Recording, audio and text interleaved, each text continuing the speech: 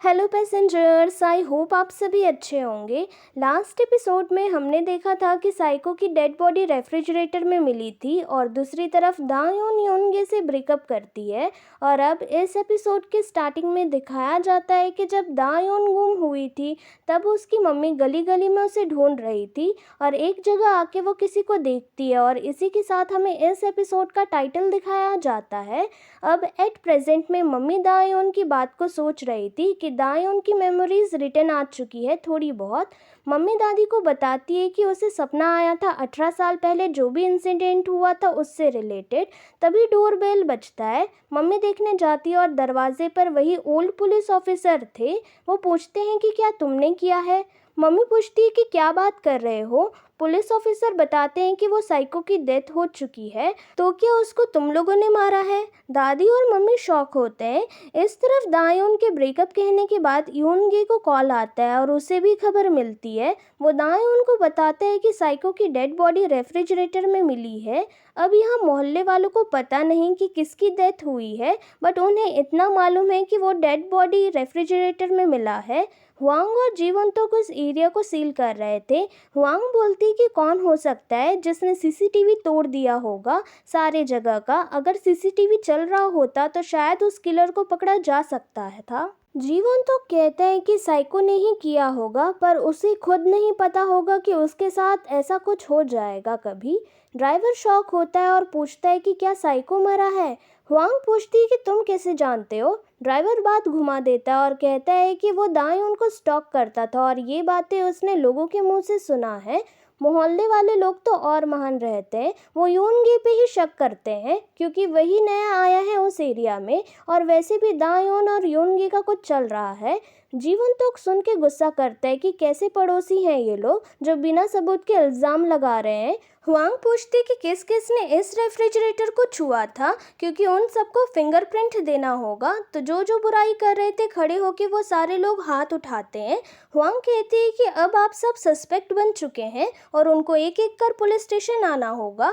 इस तरफ यूनगे सदमे में था। एक तो उसका ब्रेकअप हो गया, ऊपर से साइको मर गया जिसको सारे राज मालूम थे। उसके माइंड में बहुत कुछ चल रहा था, इसलिए वो ड्राइव भी नहीं कर पा रहा था। यूनगे बोलता है कि शायद पुलिस उस पर शक कर सकती है बिकॉज वही लाश था जो साइको से मिला था। दायोन कहती है कि कुछ नहीं होगा तुम्हें।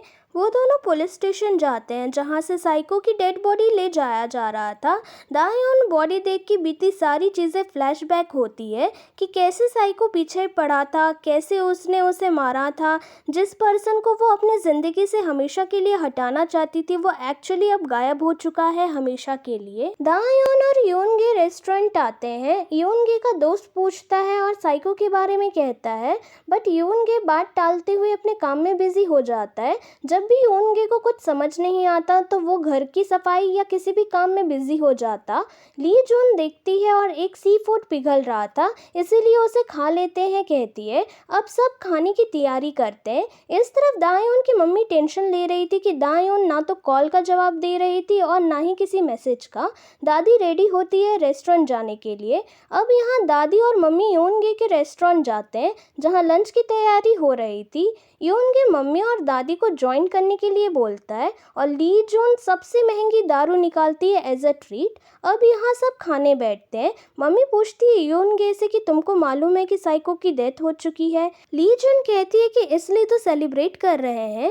अब यहाँ सब खाना एंजॉय करते हैं लेकिन दादी पूछती है कि क्या हम में से कोई साइको का मर्डर तो नहीं किया। सब ना कहते हैं।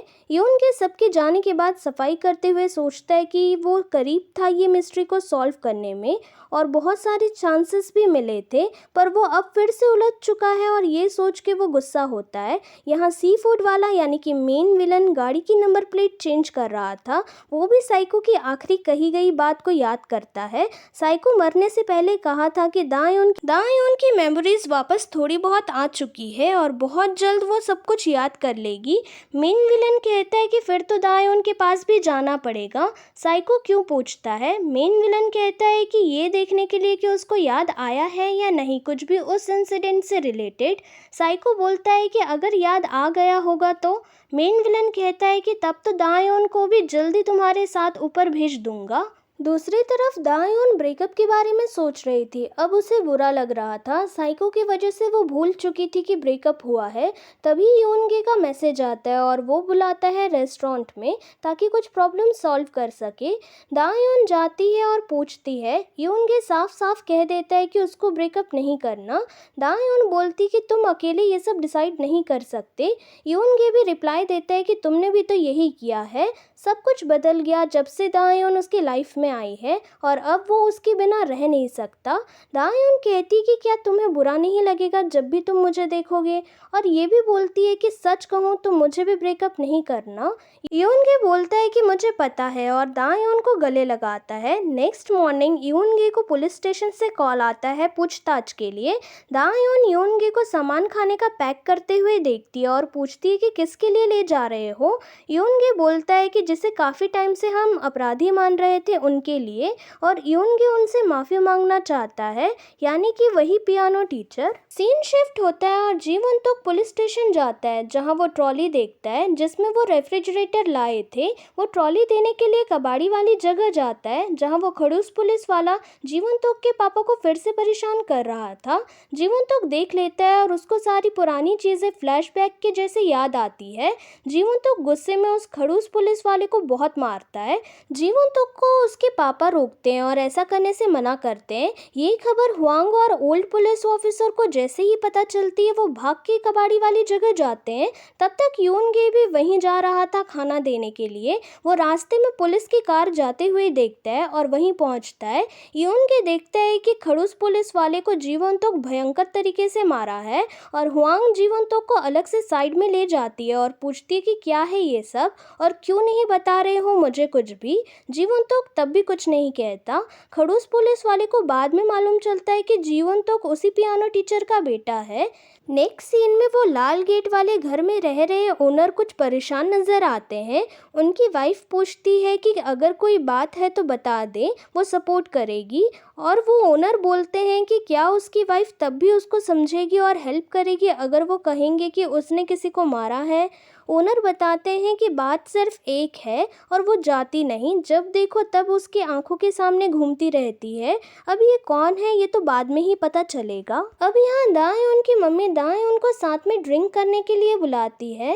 दायून को जाते जाते दादी कहती है कि चाहे कुछ भी हो तुम अपनी मम्मी को समझने की कोशिश करोगी। मम्मी और दायून अकेले बैठते हैं। अब मम्मी 18 साल पहले की बातें करना स्टार्ट करती है कि वो यंग एज की थी जो तुम अभी हो वैसे, और उसी टाइम वो प्रेग्नेंट हुई तब वो अपने हस्बैंड के साथ रहती थी और वो समय नर्क जैसा था उनके लिए। कैसे वो दूर रहना चाहती थी अपने हस्बैंड से, पर इतनी एजुकेटेड नहीं होने के कारण मम्मी को सबसे ख़राब जॉब मिला था और पैसे भी नहीं थे। उन्हें समझ नहीं आता था कि कैसे इस जालिम दुनिया से वो दायून को बचा के रखेगी। उस दिन वो मॉर्निंग में ऑफिस जाने के लिए निकल रही थी और जाने से पहले वो कुछ बाहर से खाने के लिए पैसे दायून के टेबल पर रख कर गई थी। जब रात में उसकी मम्मी रिटर्न आती है तो उन्हें मालूम चलता है कि दायून सुबह से गायब है। वो हर जगह देखती है, हर किसी से पूछती है, पर दायून को किसी ने नहीं देखा था। मम्मी उस ओल्ड पुलिस ऑफिसर से हेल्प मांगती है। तब दादी, मम्मी और पुलिस ऑफिसर हर गली में चेक करते हैं और एक जगह मम्मी को दायून मिल जाती है, पर उसके साथ कोई और भी था। दायून बेहोश थी। मम्मी उस आदमी को दूर कर देती है। तब तक पुलिस ऑफिसर उस आदमी से फाइट करते हैं और उस फाइट में दायून की मम्मी पुलिस ऑफिसर की जान बचाने के लिए उस आदमी को मार डालती है। दायून ये सारी स्टोरी सुन के रोती है और सोचती है कि मम्मी ने अगर उस अपराधी को मार डाला तो किसने साइको को मारा है अभी। अब दायून को विजन दिखाई देता है जिसमें यूनगी की बहन ये कह रही थी कि 2 लोग हैं बाहर में। दायून कहती है कि वो घर अकेले चली जाएगी तो उसकी चिंता ना करें। इस तरफ उस ओनर को यूनगी की बहन की आत्मा हर जगह पीछा करते हुए दिख रही थी। वो ओनर कहते भी हैं कि कब उसका पीछा करना बंद करोगी। पास्ट का सीन दिखाया जाता है जब यूनगी की बहन ओनर से हेल्प मांगने आई थी। अब यहाँ जब दायून यही सब सोचते हुए जा रही थी घर, तब उसे मेन विलन यानी कि सी फूड वाला दिखाई देता है अचानक से अंधेरे में।